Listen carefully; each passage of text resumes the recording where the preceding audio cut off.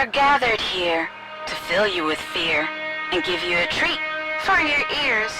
As we invade your mind with our scary rhymes and some tales that can be gory. As you bear witness and sit here and listen to our poetic horror stories.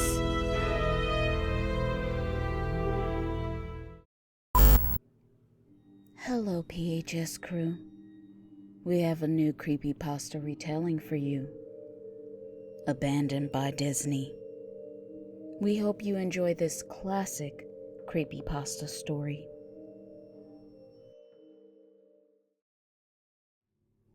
Some of you may have heard that Disney Corporation is responsible for at least one real live ghost town. Disney built the Treasure Island Resort in Baker's Bay in the Bahamas. It didn't start as a ghost town. Disney's cruise ships would actually stop at the resort and leave tourists there to relax in luxury. This is a fact. Look it up. Disney blew $30 million on the place. Yes, $30 million. Then they abandoned it. Disney blamed the shallow waters, too shallow for their ships to safely operate. And they blamed the workers, saying that since they were from the Bahamas, they were too lazy. That's where the factual nature of this story ends. It wasn't because of sand. And it obviously wasn't because foreigners are lazy. Both are convenient excuses. No, I sincerely doubt those reasons were legitimate. Why don't I buy the official story? Because of Mowgli's palace. Near the beachside city of Emerald Isle in North Carolina, Disney began construction of Mowgli's palace in the late 1990s. The concept was a jungle-themed resort with a large, you guessed it, palace in the center of the whole thing. If you're unfamiliar with the character of Mowgli, then you may remember the story, The Jungle Book. If you haven't seen it anywhere else, you know it as the Disney cartoon from decades past. Mowgli is an abandoned child in the jungle, essentially raised by animals and simultaneously threatened/pursued by other animals. Mowgli's palace was a controversial undertaking from the start. Disney bought up a ton of high-priced land for the project. And there was actually a scandal surrounding some of the purchases. The local government claimed eminent domain on people's homes, then turned around and sold the properties to Disney. At one point, a home that had been just constructed was immediately condemned with little to no explanation. The land grabbed by the government was supposedly for some fictional highway project. Knowing full well what was going on, people started calling it Mickey Mouse Highway. Then there was the concept art. A group of stuffed shirts from Disney Corporation actually held a city meeting. They intended to sell everyone on how lucrative this project was going to be for everyone. When they showed the concept art, this gigantic Indian palace surrounded by jungle staff with men and women in loincloths and tribal gear, etc. Well, suffice it to say, everyone flipped their shit. We're talking about a large Indian palace, jungle, and loincloths, not only in the center of a relatively wealthy area, but also a somewhat xenophobic area of the southern USA. It was a questionable mix at that point in history. One member of the crowd tried to storm the stage, but he was quickly subdued by security after he managed to break one of the presentation boards over his knee. Disney took that community and essentially broke it over its knee as well. The houses were razed, the land was cleared, and there wasn't a damn thing anyone could do or say about it. Local TV and newspapers were against the resort at the beginning, but some insane connection between Disney's media holdings and the local venues came into play, and their opinions turned on a dime. So anyway, the Treasure Island theme park in the Bahamas. Disney sunk those millions in, and then they split. The same thing happened with Mowgli's palace. Construction was complete. Visitors actually stayed at the resort. The surrounding communities were flooded with traffic and the usual annoyances associated with an influx of lost and irate tourists. Then it all just stopped. Disney shut it down and nobody knew what the hell to think. But they were pretty happy about it. Disney's loss was pretty hilarious and wonderful to a large group of folks who didn't want this in the first place. I honestly didn't give the place another thought since hearing it closed over a decade ago. I lived maybe 4 hours from Emerald Isle, so really, I only heard the rumblings and didn't experience any of it firsthand. Then I read there was an article from someone who had explored the Treasure Island resort and posted a whole blog about all the crazy shit he found there. Stuff just left behind. Things smashed, defaced, probably ruined by the disgruntled former employees who had lost their jobs. Hell, the locals from all around probably had a hand in wrecking that place. People there felt just as angry about Treasure Island as folks here did about Mowgli's palace. Plus, there were rumors that Disney had released their aquarium stock into the local waters when they closed, including sharks. Who wouldn't want to take a few swings at some merchandise after that? Well, what I'm getting at is that this blog about Treasure Island got me thinking. Even though many years had passed since its closing, I figured it might be cool to do some urban exploration at Mowgli's palace. Take some photos, write about my experience, and probably see if there was anything I could take home as a memento. I'm not going to say I wasted no time in getting there, because honestly it took me another year. After I first found that Treasure Island article to get around to going up to Emerald Isle, over the course of that year, I did a lot of research on the palace resort, or rather, I tried to. Naturally, no official Disney site or resource made any mention of the place. That had been scrubbed clean. Even odder, however, was that nobody before myself had apparently thought to blog about the place, or even post a photo. None of the local TV or newspaper sites had one word about the place, though that was to be expected since they had all swung Disney's way. They wouldn't be out there lauding their embarrassment, you know. Recently, I learned that corporations can ask Google, for example, to remove links from search results, basically for no good reason. Looking back, it's probably not that nobody spoke of the resort, but rather, their words were made inaccessible. Hello, P.H.S. crew. We have a question for you. Does the Disney mascot characters creep you out in real life? Let's start a conversation in the comments below. We are dying to know. So, in the end, I could barely find the place. All I had to go on was an old as hell map I received in the mail back in the 90s. It was a promotional item sent to people who had recently been to Disney World. And I guess since I had been there in the late 80s, that was recent? I didn't really intend to hang on to it. It just got shoved in with my books and comics from my childhood things. I'd only remembered it months into my research, and even then, it took me another few weeks to locate the storage bin my parents had shoved it all into. But I did find it.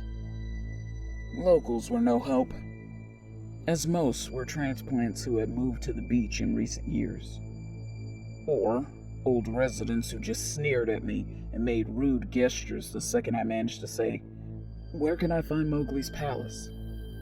The drive took me through an inordinately long corridor of overgrowth, Tropical plants that had run rampant and overpopulated the area mixed with the native species of flora that actually belonged there and had tried to reclaim the land. I was in awe when I reached the front gates of the resort. Tremendous monolithic wooden gates whose supports to either side looked like they must have been cut from giant sequoias. The gate itself had been gouged in several places by woodpeckers and eaten away at the base, probably by burrowing insects. Hanging on the gate was a sheet of metal, some random scrap, with hand-painted letters scrawled in black. Abandoned by Disney. Clearly, the handiwork of some past local, or an employee who wanted to make some small protest. The gates were open enough to walk through, but not drive. So, grabbing my digital camera and the map, whose flip side showed a layout of the resort, I set off on foot and went inside. The inner grounds of the place were just as overgrown as the entryway. Palm trees stood unattended and ragged among piles of their own coconuts. Banana plants similarly stood in their own stinking, bug-riddled refuse. There was this sort of clash between order and chaos, as carefully planted rows of perennial flowers mixed with obnoxious tall weeds and stinking blackened mushrooms. All that remained of any outdoor structures were broken. Rotting wood and various charred bits of unidentifiable material.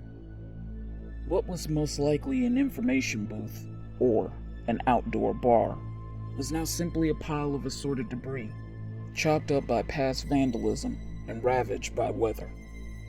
The most interesting thing on the grounds was a statue of Baloo, the friendly bear from the Jungle Book, which stood in a sort of courtyard in front of the main building.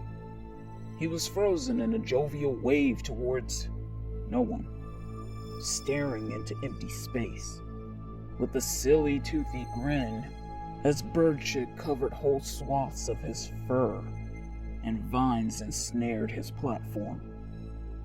I approached the main building, the palace, only to find the outside of the building covered in graffiti, where the original paint hadn't peeled and chipped away. The front doors weren't just open, they had been taken off their hinges and were stolen. Above the front doors, or the gaping maw where they had been, someone had once again painted, "Abandoned by Disney." I wish I could tell you about all the awesome stuff I saw inside the palace. Forgotten statues, abandoned cash registers, a full-fledged secret society of homeless bums. But no. The inside of the building was so stark, so bare, that I actually think people had stolen the molding off the walls. Anything that was too big to steal. Counters, desk, giant fake trees. They were all resting amid this empty echo chamber that amplified my every step, like a slow rat-a-tat of a machine gun. I checked the floor plan and headed to all the locations that might seem in any way interesting. The kitchen was, as you'd imagine, an industrial food prep area with all appliances and space. No expenses spared. Every glass surface was broken. Every door knocked off its hinges. Every metal surface kicked and dented. The entire place smelled like very old piss. The huge freezer, not even remotely cool now, had row upon row of empty shelf space. Hooks hung from the ceiling, probably for hanging cuts of meat. And as I stood for a moment, I noticed they were swinging. Each hook swung in a random direction, but their movements were so slow and small that it was almost impossible to see. I figured it had been caused by my footsteps, so I stopped one of them swinging by clutching it in my fist, then carefully letting go. But within seconds, it started to swing once more. The bathrooms were in much of the same state as the rest of the place. just like the Treasure Island Resort. Someone had methodically smashed each porcelain commode with coconuts and other implements. There was about half an inch of rancid, stinking, stagnant water on the floor, so I didn't stay there for very long. What's odd is that the toilets and the sinks, and the bidets in the lady room, yes, I went there, all dripped, leaked, or just ran freely. It seems to me they should have shut the water off long ago. There were plenty of rooms in the resort, but naturally, I didn't have time to look through them all. The few I did peer in were simply wrecked, and I didn't expect to find anything there. I thought there was actually a television, a radio in one room, as I really think I heard a quiet conversation coming out. Though it was like a whisper, probably my own breathing echoing in the silence, or just another case of sounds of flowing water playing tricks on the mind. This is what it sounded like. I didn't believe it. I didn't know that. I didn't know that. Your father told you.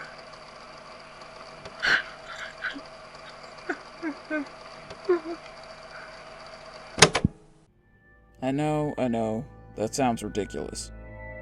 I'm just telling you what I experienced, and why I thought there might have been something running in that room. Or worse, some vagrants who had holed up there and probably would have knifed me.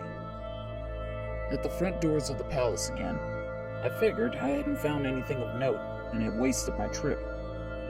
As I looked out the door, I noticed something interesting in the courtyard that I had apparently missed. Something that would give me at least one thing to show for all my trouble, even if it was just a photo. There was a lifelike statue of a python, maybe 80 feet long, coiled up and sunning itself on a pedestal right in the center of the area. It was almost time for the sun to start setting, so the light fell onto the object in the perfect way for a photo. I approached the python and snapped a photo. Then I stood on my toes and snapped another one. I moved closer again to get the details of its face. Slowly, casually, the python lifted its head. It looked directly into my eyes, turned, and slithered off the pedestal across the grass and into the trees. All 80 feet of it. Its head long disappeared into the woods before its tail even left the sunning spot. Disney had released all their exotic animals onto the grounds. Right there on my floor plan map was the reptile house.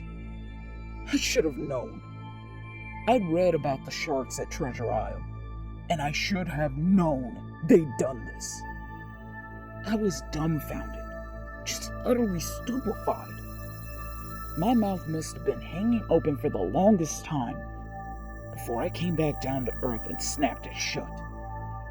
I blinked a few times and backed away from where the snake had been, back toward the palace. Even though it was totally gone, I still wasn't taking any chances. So I backed my way into the building. It took a few deep breaths and slaps to my own face to get myself right in the head again after that ordeal. I looked for a place to sit down, as my legs were feeling a bit like jelly at this point.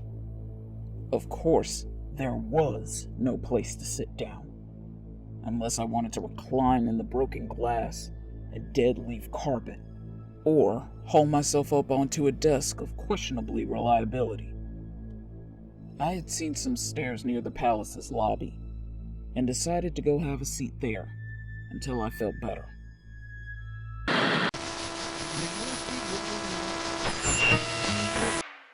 But what can I say? I was an imaginative child.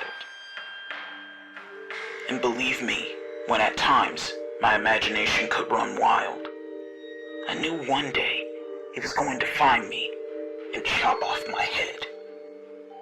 I just knew the Headless Horseman really wanted me dead.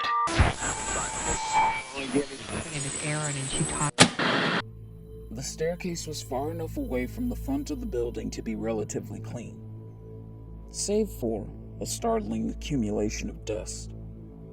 I pulled a wedge of metal off the wall, once again painted with "Abandoned by Disney," a motto I'd become accustomed to.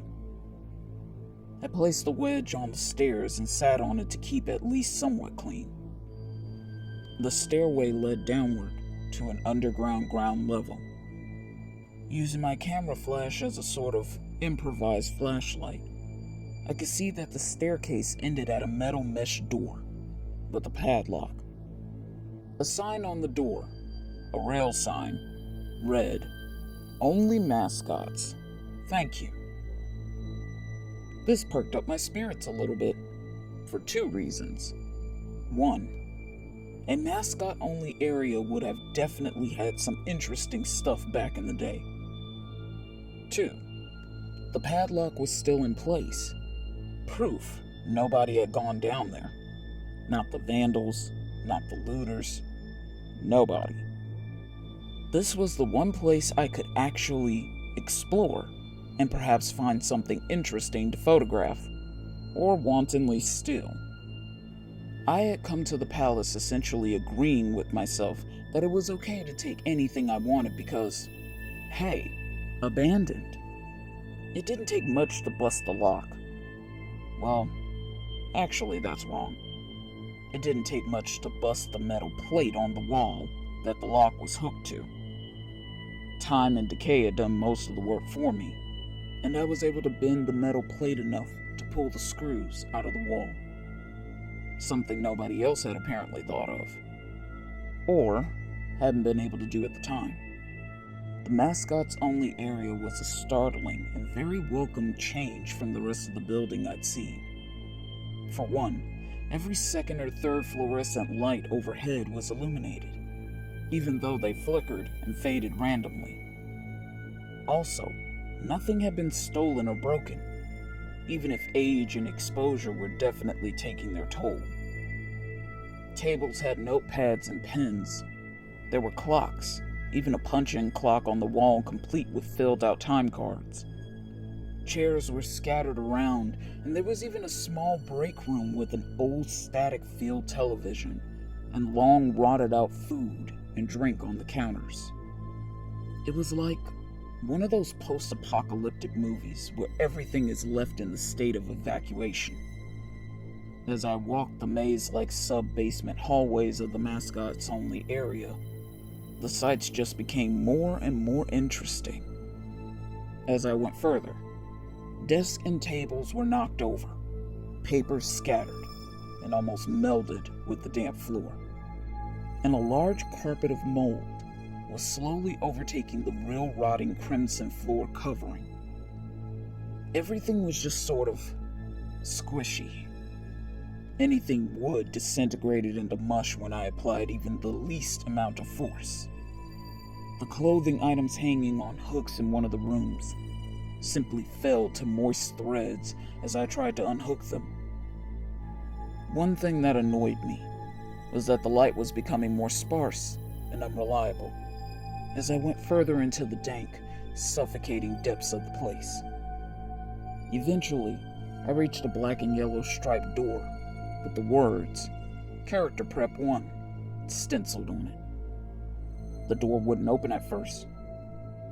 I figured this was probably where the costumes were kept, and I definitely wanted a photograph of that twisted, stinking mess. Try as I might, whatever angle or trick I tried, the door wouldn't budge. That is, until I gave up and started to walk away. That was when there was a slight popping sound, and the door creaked open slowly. Inside, the room was completely dark, pitch black. I had to use the camera flash just to look for a light switch. I searched the wall by the door, but there was nothing at all. As I made my search, I was jarred out of my sense of excitement by a loud electrical buzz. Rows of lights overhead suddenly flashed to life, flickering and fading in and out like the rest I had passed. It took a second for my eyes to adjust, and it seemed like the light was just going to keep getting brighter until all the bulbs exploded. But just when I thought it would reach that critical stage, the lights dimmed a bit and steadied. The room was exactly as I had pictured it. Various Disney costumes hung on the walls, fully put together like strange cartoon cadavers hung from invisible nooses. There was an entire rack of loincloths and native clothes on hangers towards the back. What I found odd, and what I wanted to photograph right away, was a Mickey Mouse costume at the center of the room. Unlike the other costumes, it was lying on its back in the center of the floor like a murder victim. The fur on the costume was rotten and shedding, creating bare patches. What was even odder, however, was the coloring of the costume. It was like a photo negative of Mickey Mouse. Black where he should be white, and white where he should be black. His normally red overalls were light blue. The sight was off-putting enough that I actually put off photographing the thing until last. I took a picture of the costumes hanging on the walls. Upward angles, downward angles, side shots to show the entire row of frozen, putrid cartoon faces, some with plastic eyes missing. Then, I decided to stage a shot. Just one of the bedraggled characters' heads on the slick, grimy floor. I reached out for the headpiece of a Donald Duck costume and carefully removed it so the thing wouldn't fall apart in my hands. As I looked into the face of the wide-eyed, moldering head, a loud clattering sound made me jump with fright. I looked down at my feet, and there between my shoes was a human skull. It had fallen out of the mascot head and shattered into pieces at my feet. Only the empty face and lower jaw remained, staring up at me. I dropped the duck head immediately, as you'd expect. As I quickly moved for the door, I suddenly stopped and stood in the doorway. I looked back to the skull on the floor. I had to take a picture of it, you know? I had to, for any number of reasons that may seem silly, but only if you don't think it through. I'd need proof of what happened, especially if Disney was going to somehow make this go away. I had no doubt in my mind, right from the start, that even if it was just gross negligence, Disney was responsible.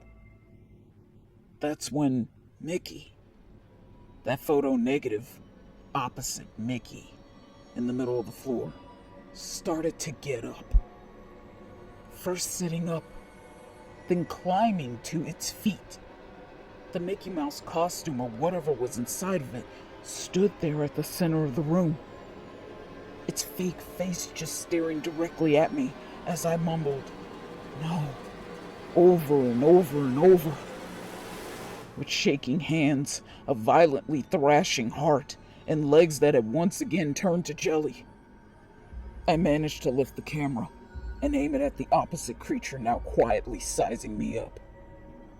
The digital camera screen displayed only dead pixels in the shape of the thing. It was a perfect silhouette of the Mickey costume.